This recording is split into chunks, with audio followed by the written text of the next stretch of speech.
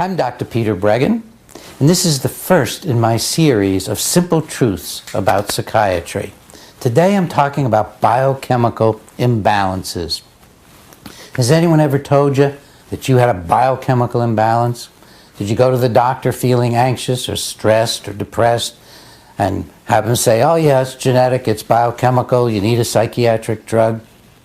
Well, you might be surprised to learn that the only biochemical imbalances in the brains of people who see psychiatrists are the ones put in there by the psychiatrists.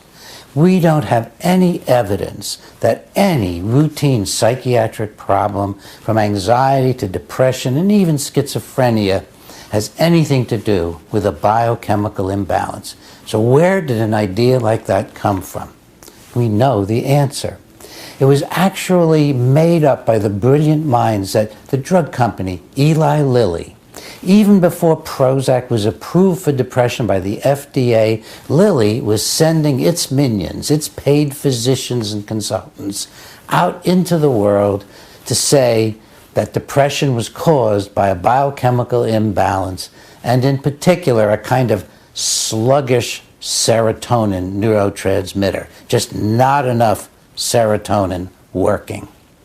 But Lilly knew from the beginning that it wasn't very simple, that this drug Prozac wasn't exactly going to jack up your serotonin like it was supposed to. The whole idea behind Prozac was that it would block the removal of serotonin from those active places in your brain called the synapses. You know, here's one cell and it's dropping Prozac into the, not Prozac, here's one cell and it's dropping serotonin into the synapse, and here's the other cell and it's picking up serotonin, and then comes Prozac and it blocks the removal of the serotonin from this space. And that's supposed to mean you're going to puddle serotonin, you're going to increase serotonin in the synapse. Well, in fact, and Lilly knew this before the drug was approved, the brain doesn't like to have the serotonin puddling in its synapses, and the brain responds by stopping producing serotonin. It responds by increasing its ability to remove serotonin. It responds by becoming less sensitive to serotonin. So from the beginning, it was a flim-flam. It was a PR claim that you got biochemical imbalances and Prozac's gonna fix it. So, what do you conclude from this? People who have emotional problems, you, me, we all have emotional problems. We don't have anything wrong in our brains.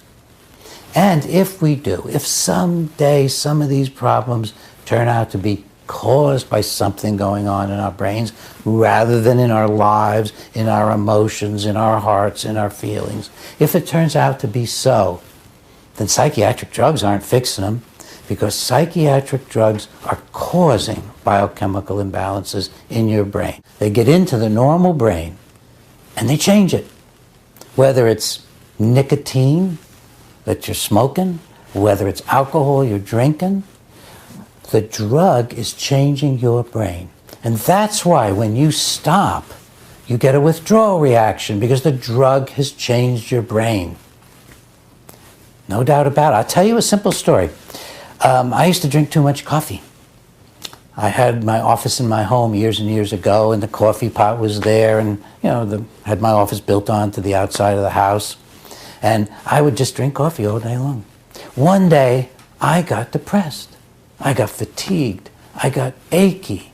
I thought, what is going on here? I feel like I need to drink some more coffee, so I drank more coffee, didn't do any good. I drank some more coffee, didn't do any good.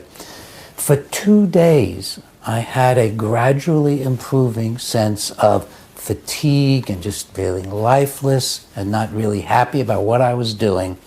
And then on the second day, my wife Ginger said, I could hear her voice from the kitchen, oh my God, honey, I put the decaffeinated coffee into the coffee can. You've been in coffee withdrawal for 2 days. Now, if coffee could do that to you and be that confusing to me, a psychiatrist who knows about drugs, So confusing I didn't know what my feelings were, that I thought I was depressed when I was going through withdrawal from a mild stimulant. Imagine withdrawing from other psychiatric drugs, and that will be a separate story for you. But right now I want you to know that the biochemical imbalances in your brain right now, if you're taking psychiatric drugs, are caused by the psychiatric drugs. Consider how a drug is selected to be studied as a psychiatric drug. Well, it can't be studied by showing it corrects biochemical imbalances, because we don't know about any biochemical imbalances. The way a drug is studied to find one to test for psychiatry is you find a drug that causes a biochemical imbalance in the brain of a rat. It causes a biochemical imbalance in the normal brain of the animal. And that's just what Prozac did, it's what Paxil or Zoloft does, it's what Abilify or Risperdal does, it's what all the psychiatric drugs do. They muck about in the brain in this marvelous, complex, incredible organ, more complicated than the whole rest of the universe. It's a toxin in there that's changing things in ways in which we can't anticipate. Then it becomes up to the drug companies to promote that it's not causing a biochemical imbalance, it's curing one. So listen, get focused on what's real. And what's real is our struggles to live, our struggles to be happy, our struggles to overcome childhood problems and adult stresses.